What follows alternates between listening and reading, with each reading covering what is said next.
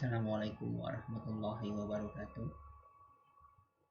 Ini merupakan pertemuan kita yang ke-8, di mana di pertemuan ke-8 ini kita masih membahas tentang Entity Relationship Diagram atau ERD. Nah, di pertemuan ke-8 ini kita akan membahas ada 3 contoh ERD. Yang pertama yaitu tentang ERD penjualan. Nah, tentu kita ingat kembali langkah-langkah untuk merancang IRD itu adalah yang pertama Anda menentukan entitasnya dulu. Nah, kalau kita lihat pada penjualan ini, dalam rancangan ini terdapat ada 6 entitas, yaitu customer, kemudian barang, kemudian jenis barang, kemudian ada karyawan, kemudian faktur dan detail faktur. Nah, atau lainnya bisa Anda ganti umpamanya hubungan antara customer dengan barang adalah penjualan. Maka di sini boleh faktur ini Anda ganti dengan penjualan. Ini merupakan detail penjualan. Nah, jadi ini boleh faktur atau penjualan. Ini boleh detail faktur atau detail penjualan. Nah, karena di sini setiap penjualan itu mengeluarkan faktur, makanya di sini kita waktukan dengan faktur. Kemudian faktur itu berisi rincian apa barang yang dibeli. Pada sini kita tuliskan detail faktur. Ya. Nah, kemudian setelah entitas kita tentukan, maka di sini kita bisa tentukan atributnya, atribut di masing-masing entitas. Pada customer yang menjadi primary key-nya kode customer, ya. Kemudian pada barang yang menjadi primary key-nya kode barang, ya, atribut lain sedang dilengkapi ya. Kemudian pada jenis barang yang menjadi primary key-nya kode jenis. Kemudian pada karyawan yang menjadi primary key-nya adalah kode karyawan. Pada faktur yang menjadi primary key-nya nomor faktur. Kemudian pada detail faktur nantinya primary key-nya ada 2, yaitu nomor faktur dan kode barang. Kita lihat dulu hubungan antar masing entitas tadi. Hubungan antara customer dengan faktur yaitu satu customer memiliki banyak faktur. Ya. Satu customer memiliki banyak faktur. Maksudnya siapa? Ya, customer bisa saja dalam penjualan itu atau dalam pembelian itu membeli banyak barang. Kalau di sini ya, kalau di sisi customer kan pembelian ya, kalau di sisi perusahaan atau pihak toko di penjualan. Bisa ulangi di sini, satu customer nantinya memiliki banyak faktur. Nah, kemudian hubungan antara karyawan, satu karyawan mengolah banyak faktur. Ya, konsepnya kemarin, jika hubungannya adalah one to many, maka foreign key atau field penghubungnya kita letakkan di menu-nya. Makanya di customer ini ada kode customer untuk mengetahui faktur ini ya punya customer siapa. Nanti konsepnya one to many, banyak. Satu customer memiliki banyak faktur ya. Tentu nantinya untuk mengetahui faktur ini punya customer siapa, maka di sini kita cantumkan kode customer-nya. Kemudian untuk mengetahui lagi siapa yang mengolah faktur ini pada hubungan antara karyawan dengan faktur ini one to many, maka di sini juga kita masukkan kode karyawan. Berarti di tabel faktur ini ada satu primary key yaitu nomor faktur dan foreign key-nya ada 2 yaitu kode customer dan kode karyawan. Atribut lainnya di tabel faktur ini ada tanggal fakturnya kapan, kemudian berapa total penjualan yang tertera di faktur tersebut. Kemudian, lihat lagi hubungan antara jenis barang dan barang.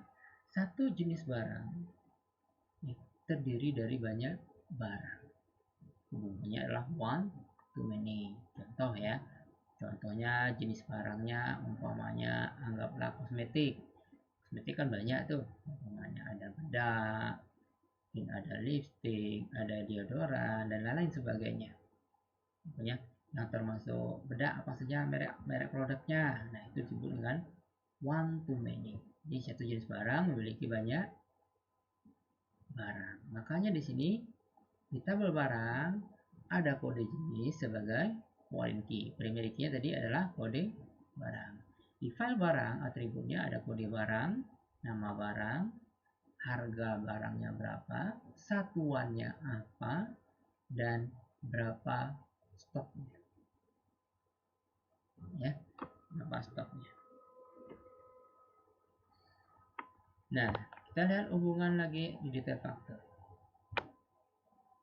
Satu faktor memiliki banyak rincian faktor atau memiliki banyak detail faktor. Maksudnya, di dalam faktor itu kan ada banyak rincian apa saja barang yang dijual kan. Tahu baca yang lainnya. Satu penjualan memiliki banyak rincian penjualan. Sama ya. Satu faktor memiliki banyak detail faktor atau rincian faktor. One to many. Kemudian lagi, barang ya. Satu barang terdata di banyak detail faktor. Kan yang membeli satu produk itu bisa banyak customer kan. Pokoknya siapa yang membeli deodoran kan tidak hanya satu orang ya, makanya bisa banyak orang kan, maka hubungannya adalah one to many. Makanya di sini kita langsung jabarkan di detail faktornya ada nomor faktor dan kode barang sebagai foreign key, sedangkan masing-masing berperan sebagai foreign key ya. Jadi primary key pada detail faktor ini ada dua, nomor faktur dan kode barang, sedangkan masing-masing ya kalau kita pisahkan nomor faktur sebagai foreign key ke tabel faktor, kode barang sebagai foreign key yang dijelaskan ke tabel barang. Atribut lainnya apa di tabel faktor? Ada jumlah ya, kemudian subtotal, kemudian harga jual dan kode barang dan nomor faktur ya. Nah, sini maksudnya jumlah ini jumlah produk yang dijual, barang yang dijual, subtotal ini merupakan dapat dari mana? Harga jual dikali dengan jumlah, simpan subtotalnya. Nah, khusus untuk subtotal itu boleh Anda buatkan sebagai atribut atau nantinya tidak Anda cantumkan. Artinya apa? Subtotal itu merupakan hasil dari jumlah dikali harga jual. Nah, mungkin Anda bingung di sini. Pak, di sini ada harga, di sini ada harga jual. Kenapa ada? Ya kan namanya harga itu kan bisa saja berubah. Hari ini 10.000, mungkin bisa 15.000. Ya. Nah, di sini nantinya harga yang di sini akan selalu diupdate sesuai harga barang. Sedangkan di sini harga jual ini disimpan ketika transaksi penjualan terjadi.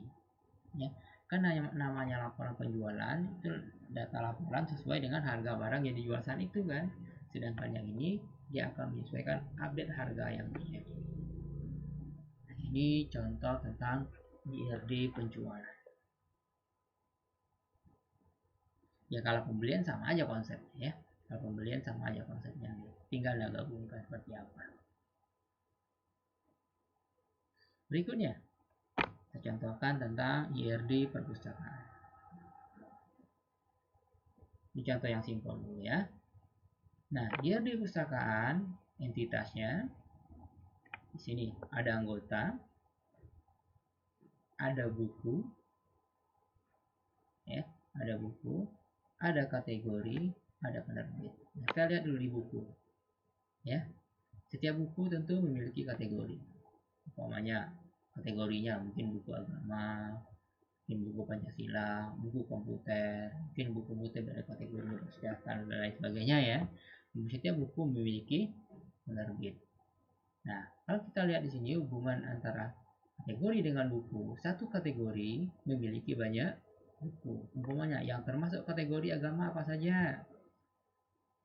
Termasuk ke kategori umpamanya bahasa Inggris apa saja? Itu kategori maksudnya. Kemudian antara penerbit dengan buku, satu penerbit ya memiliki banyak buku, atau satu penerbit menerbitkan banyak buku. Ini boleh ada ganti ya, tidak mesti memiliki ya. Satu penerbit menerbitkan banyak buku. Ini hubungannya adalah one to many. Antara kategori dengan buku, one to many. Kemudian di buku ya kita set apa yang menjadi primary key-nya. Tentu di sini yang menjadi primary key adalah kode buku. Atribut lainnya apa? Ada judul ya. Kemudian ada pengarangnya siapa dan ada jumlahnya berapa. Nah, karena hubungan tadi antara kategori dengan buku adalah one to many, maka di sini ada kategori sebagai penghubung antara buku dengan kategori. Kemudian karena hubungan antara penerbit dengan buku tadi adalah one to many juga, maka di tabel buku atau di entitas buku juga ada kode penerbit. Ya. Nah, lihat lagi antara anggota dengan buku. Nah, kalau umpamanya peminjaman ini tidak sebagai entitas, contoh di sini. Ya, satu anggota meminjam banyak buku, ya. Satu anggota meminjam banyak buku, dan satu buku bisa jadi dipinjam oleh banyak anggota. Kalau hubungannya bisa many to many kan, atau kemarin kalau hubungannya many to many bisa terbentuk entitas baru, maka bisa saja Anda buat dalam bentuk relationship. Nah, kalau hubungannya many to many nantinya, maka di relationship-nya banyak Anda ganti dengan peminjaman, maka tinggal Anda letakkan atributnya di sini. Atributnya di relationship. Kalau hubungannya kita jabarkan langsung dalam bentuk anggota dengan buku adalah many to many. Di sini nanti relationship-nya meminjam. Nah, sekarang biar simple, saya turunkan langsung dia sebagai entitas baru, yaitu berupa peminjaman. Jadi peminjaman yang itu jadikan sebagai entitas. Jadi hubungannya satu anggota melakukan banyak peminjaman, one to many. Satu buku juga terdata di banyak peminjaman. Nah, arti di sini di peminjaman ada nomor peminjaman sebagai primary key, ya. Kemudian ada atribut lainnya, tanggal pinjamnya kapan, ya, tanggal kembalinya kapan. Nah, karena hubungannya one to many, maka di sini ada kode anggota untuk mengetahui siapa yang melakukan peminjaman. Kemudian untuk mengetahui apa buku yang dipinjam, maka di sini ada kode buku sebagai foreign key-nya. Jadi di sini di peminjaman ada satu primary key, yaitu nomor peminjaman. Foreign key-nya ada dua, kode anggota dan kode buku. Paham ya? Ini contoh pertama tentang IRD perpustakaan. Atau bisa juga Anda turunkan dia ke dalam bentuk IRD berikut ini. Nah, kalau di IRD berikut ini, ya, yang kita turunkan di peminjamannya. Ada peminjaman, ada detail peminjaman. Kenapa kita turunkan seperti ini? Ini dengan asumsi, ya, dengan asumsi nantinya satu anggota boleh meminjam lebih dari satu buku. Ya, mungkin 2, mungkin 3. Nah, supaya nantinya tidak terjadi redundansi, maka di peminjam nanti kita turunkan. Kalau di yang pertama tadi, kalau umpamanya satu anggota boleh meminjam 2 buku umpamanya, tentu nantinya nomor peminjaman, tanggal pinjam, kode anggota, kemudian tanggal kembalinya, ya, kita data lebih dari satu, ya. Kalau dia minjam buku, berarti nomor peminjaman, tanggal pinjam, tanggal kembali, dan kode anggotanya kita data 2 kali di tabel yang sama. Nah, tapi kalau umpamanya, kalau ini ya umpamanya satu anggota boleh meminjam satu buku, oke, nggak ada masalah, ini udah clear. Tapi umpamanya kalau satu anggota boleh meminjam lebih dari satu buku, maka kita turunkan peminjaman tadi. Maka kita turunkan di sini peminjaman dengan detail pinjam. Ya, jadi satu anggota melakukan banyak peminjaman, satu peminjaman memiliki banyak detail peminjaman, dan satu kode buku terdata di banyak detail peminjaman. Makanya di sini berarti di atribut peminjaman sekarang tinggal nomor peminjaman, tanggal pinjam, tanggal kembali, dan kode anggota. Apa buku yang dipinjam? Kalau ada 2 buku, berarti yang cukup yang dimasukkan nomor peminjaman dan 2 kode buku yang dipinjam tadi. Ya. Nah, ini di tabel peminjaman satu primary key, nomor peminjaman, foreign key-nya ada satu kode anggota. Nah, di detail ya ada 2 primary key ini, nomor peminjaman dan kode buku. Foreign key-nya masing-masing. Ya. Ini contoh tentang IRD, contoh yang kedua tentang IRD perpustakaan. Disesuaikan dengan kondisi ya. Jadi boleh menggunakan IRD yang pertama ya. Kalau seandainya satu anggota meminjam satu buku, sedangkan di sini IRD yang kedua ini satu anggota boleh meminjam lebih dari satu buku. Dan materinya. Assalamualaikum warahmatullahi wabarakatuh.